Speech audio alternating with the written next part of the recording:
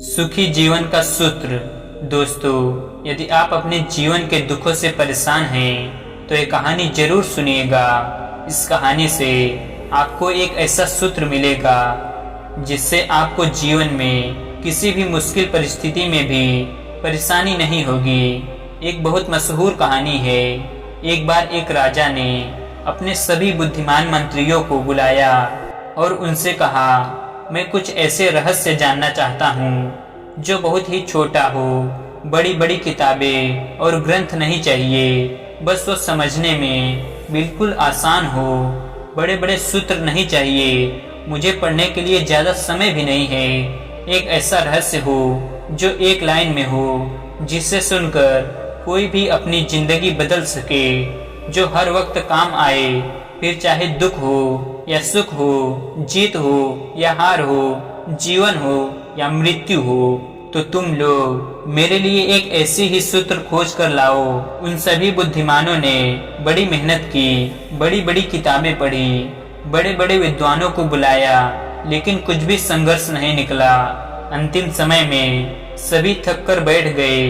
वे सभी आपस में बातें कर रहे थे कि तभी एक ने कहा, हमने इतनी सारी ग्रंथ पढ़ डाली, सारी किताबें पढ़ डाली और बड़े बड़े ज्ञानी व्यक्तियों से बातें कर ली, लेकिन अब तक कोई भी संघर्ष नहीं निकला। हमारी समस्या अभी भी वैसी ही बनी है। तभी एक मंत्री बोला, मैंने सुना है एक गांव में बहुत बड़े साधु हैं जो किसी भी समस्या का निवारण कर देते हैं। वे बहुत बड़े विद्वान हैं और आत्मज्ञान को प्राप्त कर चुके हैं। क्यों न हम लोग उन्हीं के पास चलें। वह लोग उस साधु के पास पहुँचे और उन्हें सम्राट की कहानी बताकर समस्या का समाधान मांगा। साधु ने कहा, आप लोग मुझे सम्राट के पास ले चलिए। साधु अपने उंगली में एक अंगूठी पहने थे। उन्होंने वह अंगूठी निकालकर सम्राट को दे दी और कहा, इसे पहन लो, यह बहुत ही चमत्कारी अंगूठी है। यह अंगूठी मुझे मेरे गुरु ने दी थी। इस अंगूठी के चमत्कार पत्थर के नीचे एक छोटा रहस्य है। मैंने अभी इसे खोला ही नहीं, क्योंकि मुझे कभी इसकी जरूरत ही नहीं पड़ी, इसलिए मैंने अभी तक इसे खोलकर देखा भी नहीं। लेकिन इस अंगूठी को देने से पहले मेरे गुरु ने एक शर्त रखी थी कि इस अंगूठी के अंदर मौजूद इस चमत्कारी रहस्य को तभी जानना जब जिंदगी के सारे रास्ते बंद हो जाए, तभी इसे खोलकर देखना। लेकिन उनकी कृपा से मेरी जिंदगी में ऐसा कोई बुरा समय आया ही नहीं, इसलिए मैंने आज तक खोलकर इसे पढ़ा ही नहीं। लेकिन इसमें जरूर कुछ बड़ा चमत्कारी रहस्य लिखा होगा जो किसी भी मुश्किल स्थिति या परिस्थिति से बाहर निकाल सकता है और किसी भी समस्या को दूर कर सकता है। तो इसे आप रख लो, लेकिन शर्त याद रखना और इसका वचन दे दो, जब कोई उपाय नहीं रहेगा, जब चारों तरफ से रास्ते बंद हो जाए और जब अपनी जिंदगी के बुरे वक्त से गुजर रहे हो, तब इसे खोलकर उस रहस्य को जान लेना। लेकिन सूत्र बहुत कीमती है।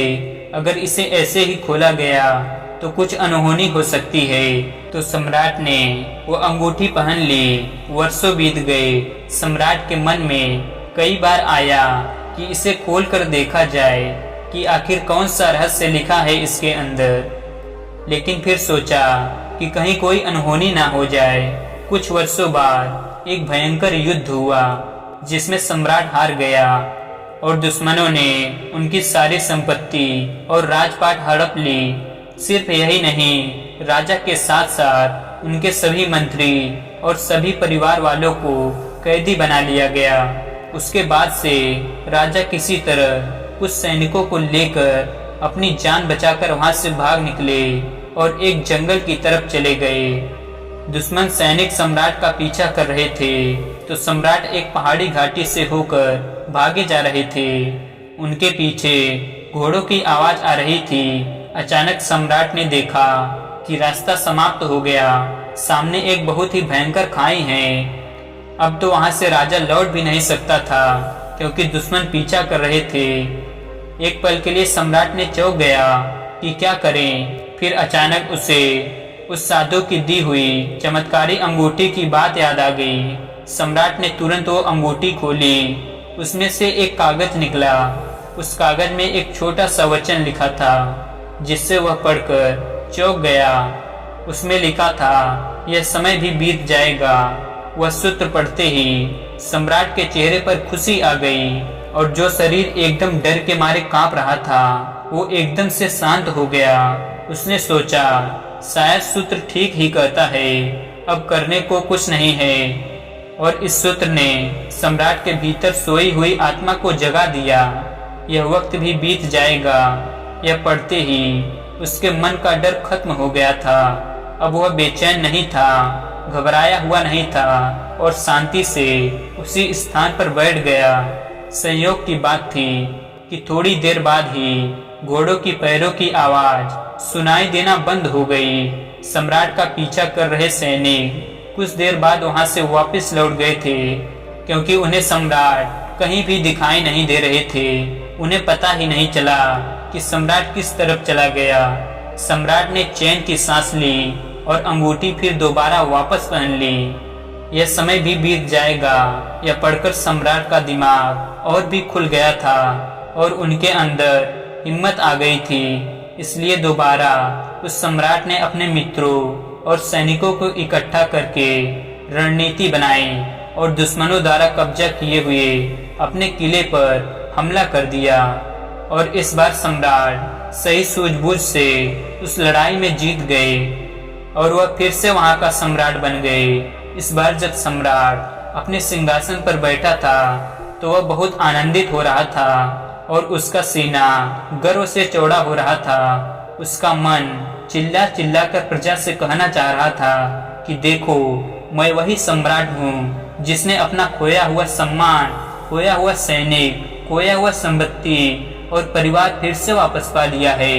मैं एक विजेता हूँ। लेकिन इससे उस राजा का घमंड भी बढ़ते जा रहा था। तभी उस चमत्कारी पत्थर की रोशनी जब सम्राट की आंखों पर पड़ी, तभी उसको वह अंगूठी याद आ गई।